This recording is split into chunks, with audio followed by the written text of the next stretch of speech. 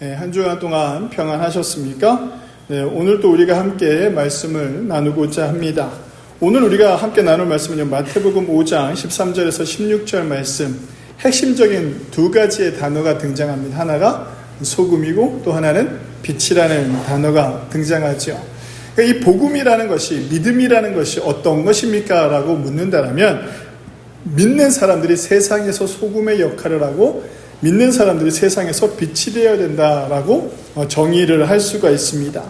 어제가요, 우리나라가 81주년 맞는 강복절이었습니다. 일제치하 36년을 끝내는 날이기도 하죠. 우리가 강복절을 말리게 하면 독립운동가들을 우리가 떠올리게 됩니다. 그 독립운동가들 가운데요, 상당수가 기독교인이었다라는 것 또한 우리는 잘 알고 있습니다.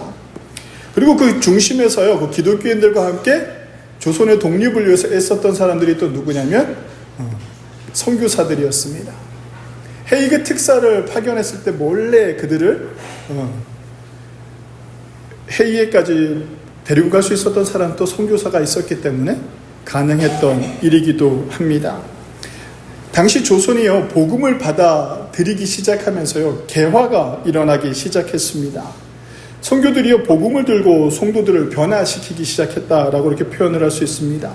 특히 선교사들이 오는 그 1800년대서부터 후반서부터 어떤 일이 벌어지기 시작했냐면, 이제 조선도 이제 계몽이 일어나기 시작했습니다. 외부의 문물을 조금씩 받아들이기 시작했는데, 그 외부의 문물을 받아들이면서 가장 하지 못했던 것이 뭐였냐면, 봉건제도가 사라지지 않았다라는 겁니다. 특히 신분제도가 남아있었다라는 것이죠. 그 개혁을 이루어내는데 가장 걸림돌이 무엇이었냐라고 본다면 신분제였습니다. 봉건적 사회를요, 버리지 못하는 조선이었죠. 그런 가운데 이 조선이 그렇게 급변하게 변할 수 있었던 이유가 무엇입니까? 라고 묻는다면 그 안에는 세상 사람들의 삶에, 민족의 삶에 깊이 파고들었던 교회가 있었기 때문에 가능했다라고 이렇게 표현하기도 합니다. 교회 안에서는 성경을 통해서 다 모든 사람들이 하나님의 백성이고 다 똑같다라고 이렇게 표현을 합니다. 다 같은 왕 같은 제사장이다라는 이런 얘기를 하죠. 그래서 이 교회 안에서요, 신분이 타파되기 시작을 합니다. 그리고 또 양반들이 복음을 받아들이면서요, 자기가 가지고 있던 특권 의식들을 내려놓기 시작을 하죠. 그러면서 신분제도가 나라에서 강제로 할 수 없었던 것들이 어떻게 민중 사이에서 먼저 퍼져나가기 시작했던 가장 큰 힘은 교회라고 할 수가 있습니다. 또한 선교사들이요, 이 조선의 땅에 와가지고 또 한 일이 무엇이었냐면, 상상도 할 수 없었던 일을 했습니다. 그것이 무엇이었냐면 여성들을 교육하는 일이었습니다. 조선시대에서 말이 되지 않는 이야기죠. 서당에 여자가 간다라는 것은 말도 안 되죠. 우리가 잘 알고 있는 이화여대, 이화학당, 그것이 출발점이라고도 할 수가 있습니다. 누구나 교육을 받을 수 있고 누구나 평등할 수 있다라는 이 사상이 복음을 기반으로 해가지고요, 퍼져나가기 시작했습니다. 그리고 돈 없는 사람, 가난한 사람, 신분을 떠나서 모든 사람들이 질병이 있으면 진료를 받을 수 있다라는 그 상황도 만들어내는 것이 선교사들이었습니다. 그래서 그들이 병원을 세우고 많은 조선 사람들에게요, 희망과 삶의 또 다른 즐거움을 주는 사람들이 선교사들이었다라고 이렇게 이야기할 수가 있습니다. 그러면서 이런 교육이 중심이 되는 이 선교사들의 이 행동들을 통해서요, 가장 힘을 받았던 것이 어디였냐면 조선의 독립운동이었다라고 이렇게 말할 수가 있습니다. 조선의 변화의 중심에는 예수의 복음을 받아들이는 조선의 성도들이 있었기 때문에 가능했다라고 이렇게 해도 과언이 아닐 정도로 복음의 역할은 지대했다라고 이렇게 말씀을 드릴 수가 있습니다. 그렇다면 이 강복절을 맞이하고 이 선조들과 선교사들이 피땀 흘려 세웠던 이 복음이 지금 우리에게는 어떻게 받아들여지고 있느냐라는 겁니다. 그 위대한 헌신과 희생을 위해 세워진 오늘 우리의 신앙은 과연 어떤 모습입니까? 라는 것이죠. 그래서 오늘 설교 제목을요, 복음은 오늘 우리의 삶에서 어디에 있습니까? 라는 겁니다. 이 시대를 살아가는 우리의 삶에서요, 복음은 지금 어떤 위치에 있습니까? 라는 것이죠. 세상을 바꿀 만한 힘이 있습니까? 복음이 지금 시대에? 그렇다면 지금의 복음은 나를 변화시킬 수 있는 힘이 있습니까? 우리가 이 복음을 어떻게 받아들이고 있고 내 삶에 이 복음이 어떤 위치에 있는가 우리가 다시 한번 돌아보는 그런 귀한 시간이 되기를 원합니다. 왜 이 복음이요 예전처럼 그런 큰 능력을 나타내지 못하고 있는가라고 돌아본다면 많은 그리스도인들이 복음을 나를 위한 도구로 생각하고 있기 때문입니다. 하나님께 우리의 필요를 구하는 기도 자체가 잘못되지는 않았습니다. 잘못된 것은 아닌데요. 문제는 무엇이냐면 신앙의 목적이 오직 내 형편의 개선과 나의 삶의 문제가 해결되어지는데 국한되어 있다라면 그것은요 우선순위가 바뀌어버렸다라는 것입니다. 복음이 나의 환경을 바꾸는 능력이 아니라 복음이 제일 먼저 하는 일은 무엇이냐면 나를 바꾼다라는 겁니다. 내가 원하는 삶을 얻기 위해서 유용한 도구로 복음을 사용하는 것이 아니라 내가 복음을 받아들이면 이 복음이 제일 먼저 하는 일이 무엇이냐면 나라는 사람을 변화시킨다라는 겁니다. 성경은요 우리에게 환경의 변화를 먼저 요구하지 않습니다. 하나님은요 내 환경을 바꾸기 전에요 너가 변화되었느냐라고 묻는다라는 것이죠. 로마서 12장 2절에 보면 너희는 이 세대를 본받지 말고 오직 마음을 새롭게 함으로 변화를 받으라 라고 이렇게 이야기합니다. 신앙의 핵심은요 내 삶의 환경을 변화시키는 것이 아닙니다. 신앙의 핵심은요 복음의 능력은요 하나님 앞에서 내가 새로운 존재로 먼저 바뀌어지는 것입니다. 예수님을 믿은 지 10년, 20년, 30년이 지난 지금 나의 형편이 얼마나 나아졌나라는 것을 바라보라는 것이 아닙니다. 야, 내가 예수님을 믿었는데 아직도 이 모양이 이 꼴이네. 내 삶이, 내 형편이. 이걸 한탄하지 말라는 겁니다. 그러면 무엇을 바라보아야 되느냐라고 한다면 내가 예수를 믿고 복음을 받아들이는 나는 나의 성품과 인격이 얼마나 예수 그리스도를 닮아가고 나는 얼마나 변화되어졌는가라는 것을 먼저 물어야 된다는 것이죠. 여러분들이 주변에서 나를 판단할 때에 야 예수를 믿나 안 믿나 똑같다 라고 얘기한다면 지금 뭔가가 잘못되어 가고 있다는 것을 깨달아야 됩니다. 제일 먼저 내가 예전보다 좀 온유한 사람이 되었는가, 내가 좀 사람을 돕는 힘이 생겼는가, 내 안에 이기심과 탐욕이 좀 줄어들었는가, 나는 지금 내가 얼마나 바뀌어지고 있는가. 야, 옛날에 나 같으면 저거 상상도 할 수 없는 일인데 내가 예수님을 믿고 이렇게 수용하고 받아들이는 것들이 있느냐라는 것입니다. 그것이 내 삶의 가정에서부터 내 주변으로 이르기까지 내가 어떻게 변화되어지고 있느냐라는 것이죠. 복음은요 어떤 순서로 이루어지냐면 복음이 받아들여지는 그 한 사람이 먼저 존재의 변화가 일어납니다. 그 존재의 변화가 일어나면 그 다음에 무엇이 일어나면 삶의 변화가 일어납니다. 내가 변함으로 말미암아 내 주변이 변화되어지기 시작하죠. 내 주변이 변화되어지기 시작하면 어떻게 되면 세상이 변화가 되기 시작합니다. 세상이 변한다는 건 나라가 변한다는 것이죠. 그 가치를 누가 보여줬느냐면 초대 우리 교회를 다녔던 독립운동가들의 모습에서 우리는 알 수가 있습니다. 독립운동가 중에요 잘 알려지지는 않았지만 한 번은 들어봐야 될 이름이 하나 있습니다. 그 이름이 누구냐면 이상재 선생이라고 있습니다. 이 월남 이상재라고 하시는 분인데요, 이 분은 그 초기 개화기 때에 정치권에 있었던 사람이었습니다. 이분은 진보적인 정치 성향을 가지고 있었고 또 다른 한파는 수구파라고 해가지고 좀 보수적인 그런 정치 성향을 가지고 있는 사람들이 있었습니다.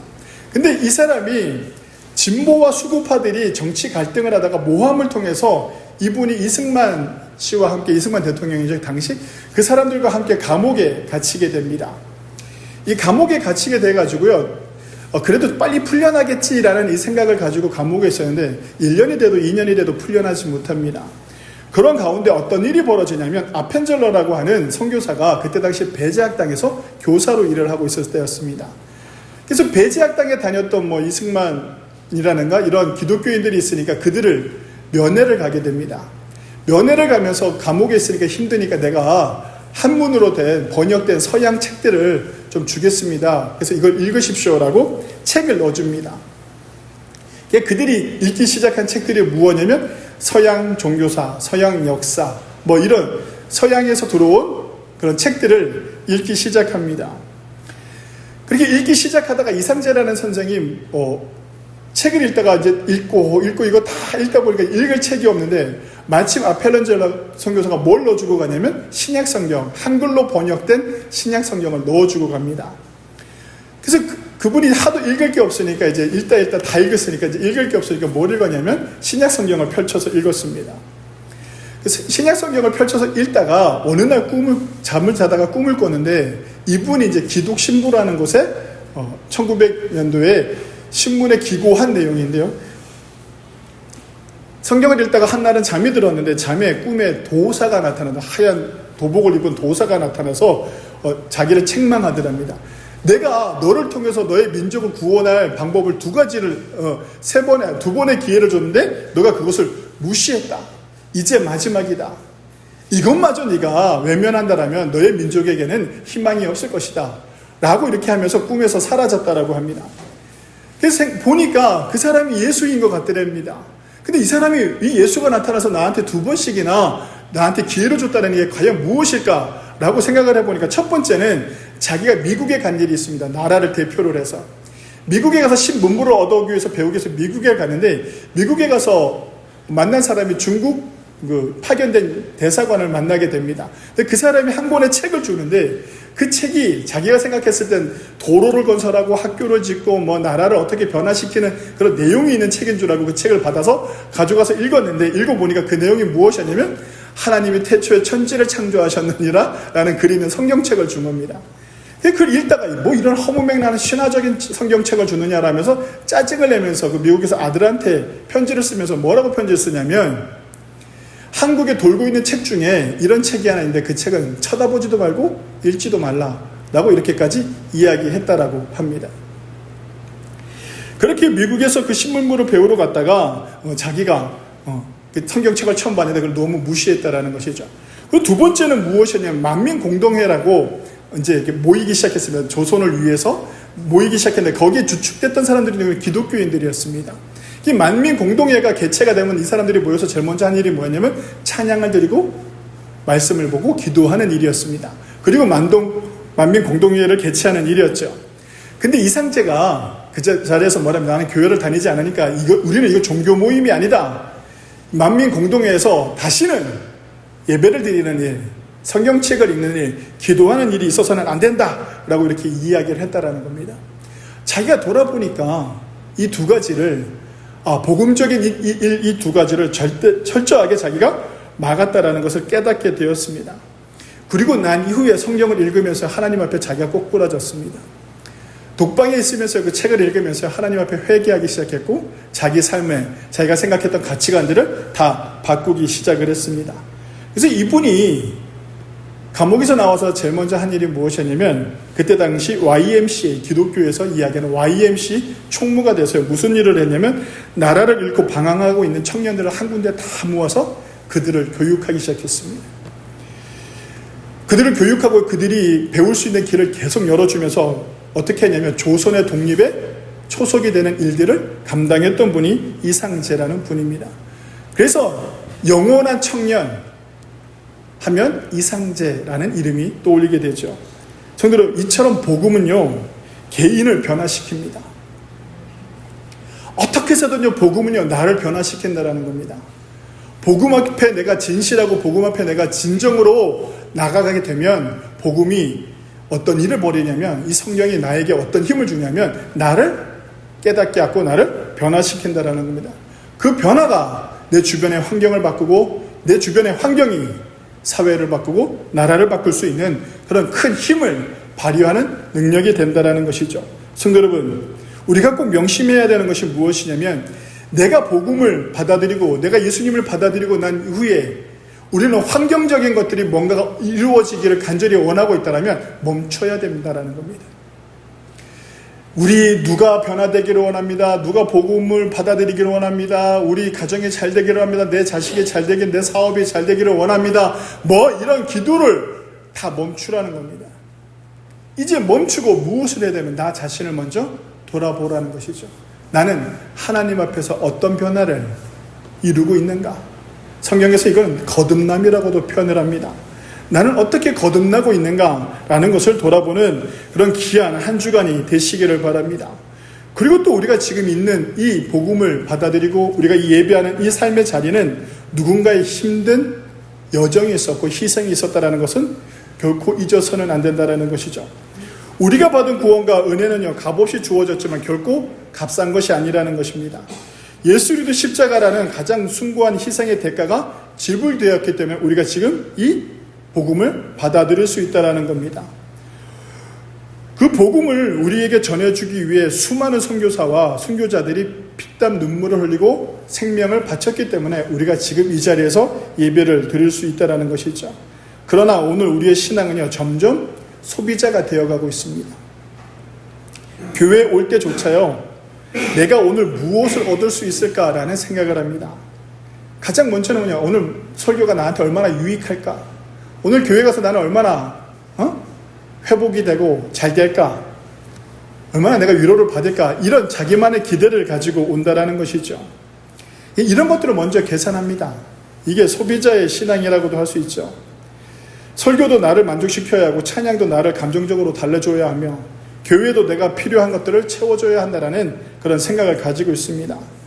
그래서 우리 기독교인들이 먼저 단어를 좀 바꿔야 되는데, 자, 여러분들이 주일날 교회에 나올 때 뭐 하러 간다고 얘기합니까? 자, 예배 보러 간다 하죠. 예배 보러 간다. 이게 바뀌어야 된다는 거예요. 보러 가는 것이 아니라 뭐 하러 간다? 그렇죠. 드리러 간다라고 바뀌어야 되는 거예요. 이게 아무것도 아닌 것 같은데 우리가 시장 보러 가듯이 예배 보러 간다라고 얘기합니다. 근데 시장은 왜 가요? 내가 필요한 것을 얻기 위해서 가잖아요. 그죠? 아니면 뭐 구경이라도 이렇게 하고 잘 구경하고 왔다 이렇게 하기도 하잖아요. 그러니까 예배는 보러 가는 것이 아닙니다. 예배는 뭐라고요? 드리러 가는 것이죠. 이게 완전히 바뀌어야 된다는 것이죠. 우리는요, 시장 보듯이 와서 나에게 맞는 것을 찾는 신앙인들이 되었다라는 겁니다. 그래서 교회를 찾는 일도요, 어떤 일이냐면 기독교인들이 이사를 해가지고 다른 교회를 선정하는 데 있어서 대가탈스러워요.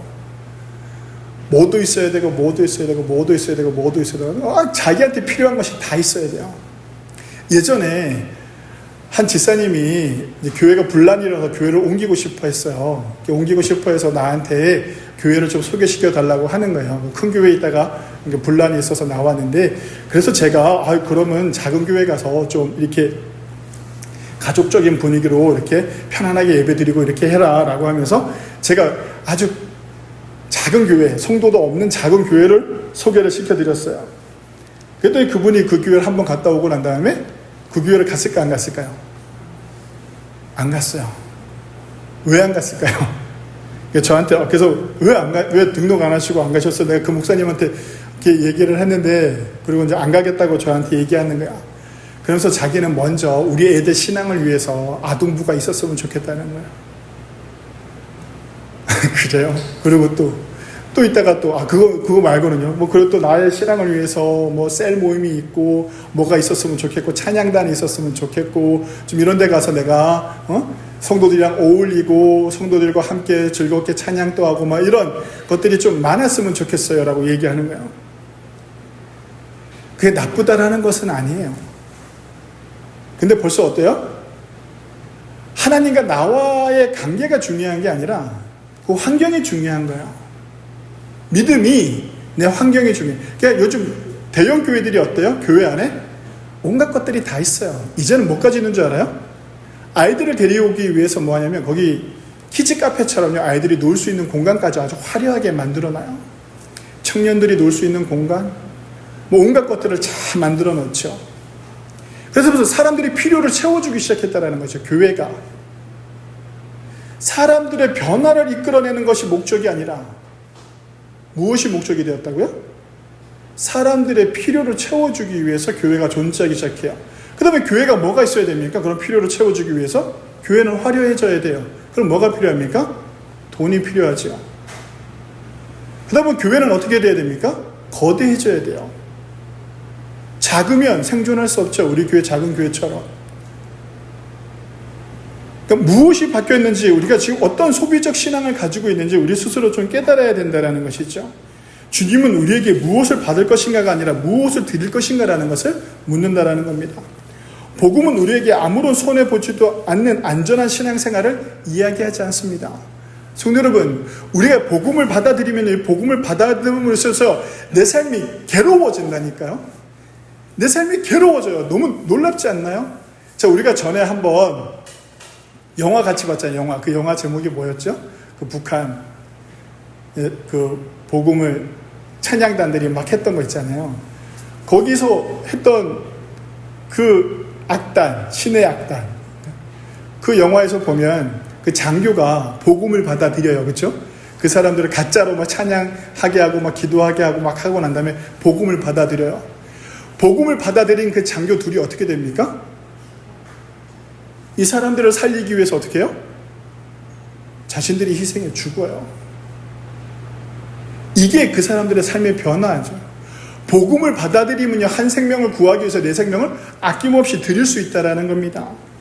오늘 이 시대를 살아가는 우리는 복음을 위해 과연 어떤 희생을 감당하고 있느냐라는 것이죠.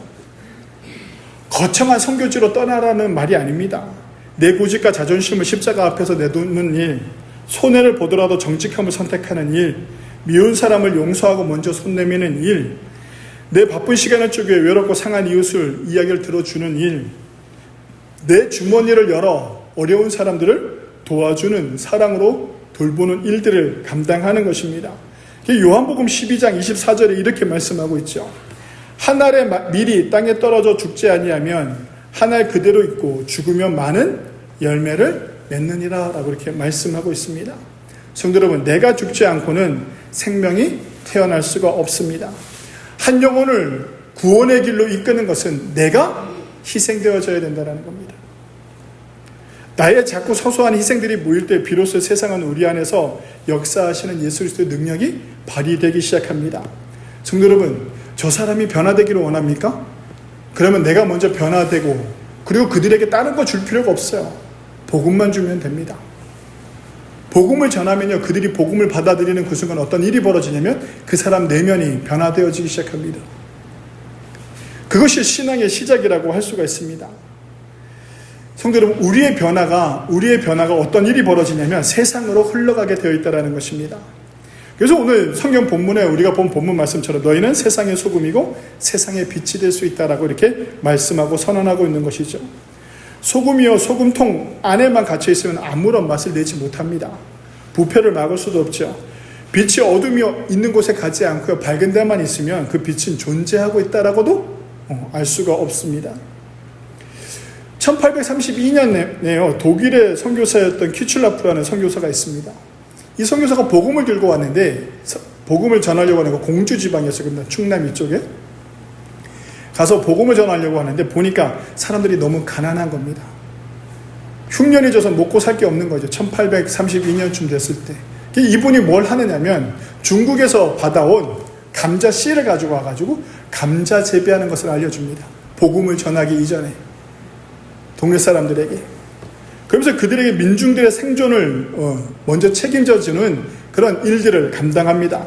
그리고 그들을 배부르게 한 이후에 그들에게 복음을 전하는 것이 아니라 그들에게 복음을 전하고 난 이후에 이 감자 씨를 심는 것을 전파하기 시작했다는 겁니다. 처음에 사람들이요, 그들을 받아들이지 않았습니다. 받아들이지 않지만 그 선교사가 하는 그 행위와 그의 삶의 모습들이 그 사람들을 감동시키기 시작했죠. 복음은 언어에 그치지 않고 반드시 삶의 행위로 드러나야 된다는 겁니다.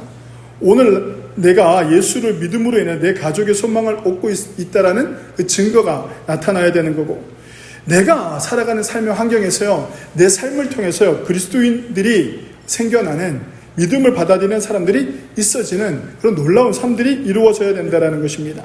이게 마태복음 5장 16절에 이렇게 얘기합니다. 이같이 너희 빛이 사람에게 비춰 사람 앞에 비치게 하여 그들로 너희 착한 행실을 보고 하늘에 계신 너희 아버지께 영광을 돌리게 하라 라고 이렇게 말씀하고 있죠. 여기서 너희 착한 행실이 무엇이겠습니까? 희생하고 섬기고 사랑하는 일입니다. 다른 게 아니라 용납하는 일이기도 합니다. 제일 먼저 어디서부터? 가정에서부터.